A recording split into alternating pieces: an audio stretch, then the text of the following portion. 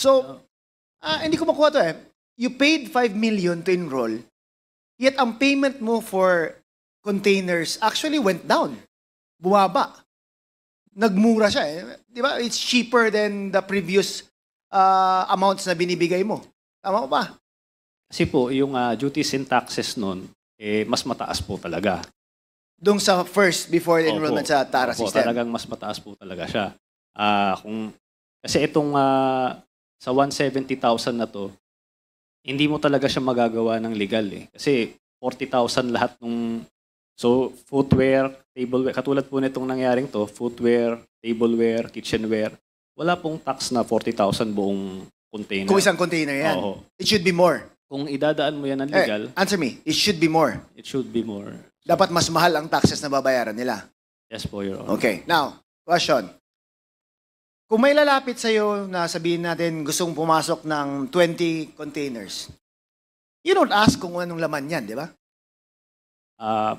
Magbibigay sila sa akin ng packing list. Ang packing list may declaration ko ng laman. Yes po. But for you, you take their word na kung ano nakasabi doon sa packing list na yun, yun ang parang you will believe in. Yun ang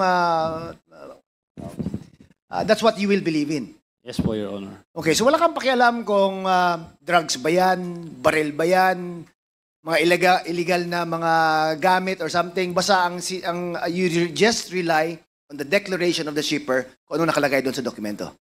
Kung drugs po yun, hindi ako papayag. Syempre. Of course, di ba? But kung hindi mo na pinapakialaman, you don't find out kung ano pa ang laman. Kung ano lang yung sinabi nila, yun lang yung paniniwalaan ko. Kung ano nasa papel na sinabi nila na used clothing or something like that, yun na yung paniwalaan mo.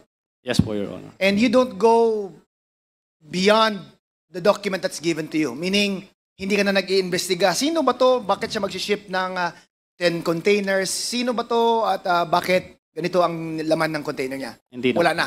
Basta nagbayad sa'yo, basta inayos mo, okay na sa'yo. Yes po, Your Honor.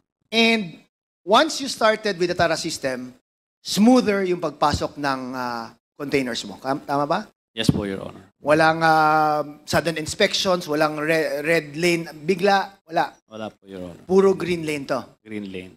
And fixed amount, 170 per container. Yes po, Your Honor. Puno man yan or hindi puno, 170 ang bayaran. Yes po, Your Honor. And sa testimony mo, these are all, siguro, kulang yung binayad just for the taxes alone. Yes po, Your Honor. Kulang. Kulang. Now, how do you make the payments to these members ng, kung sino man to binibigay yung payment